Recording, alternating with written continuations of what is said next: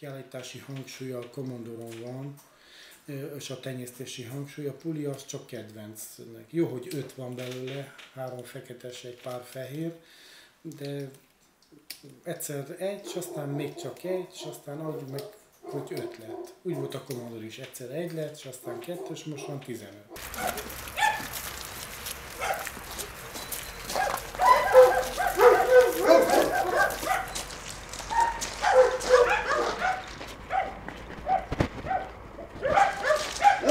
Egy olyan, mint egy betegség, hogy hamar elkapja az ember, és nehezen tud tőle megválni. Ez 4 hetes kölykök itten. 3 kans egy szuka született pont szilveszter éjszakáján.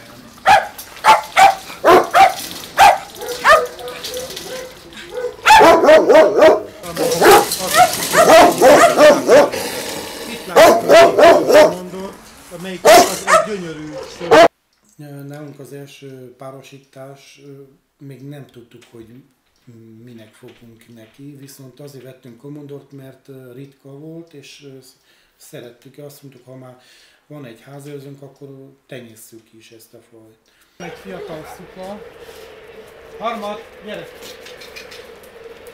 Ez egy fiatal kétérős szuka, melyik az is, most nem tudjuk eldönteni még egyelőre, melyik lesz a legszebb szőrben májusig, vagy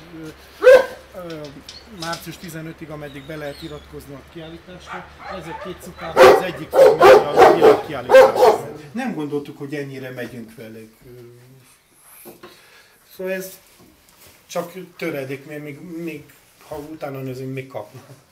Is, mert a kiállításokra csak a külemre adnak hangsúlyt. Nem számít, hogy a kutya elvesztette a jellemét, vagy egyáltalán nem felel meg a standardnak, legyen szép. A bírók is azt nézik, hogy szép legyen. De összehangolni a szépet a jóval, az az igazi tenyésztés.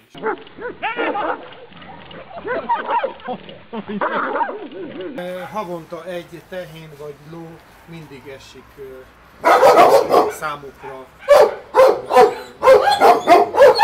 Embernek szépen.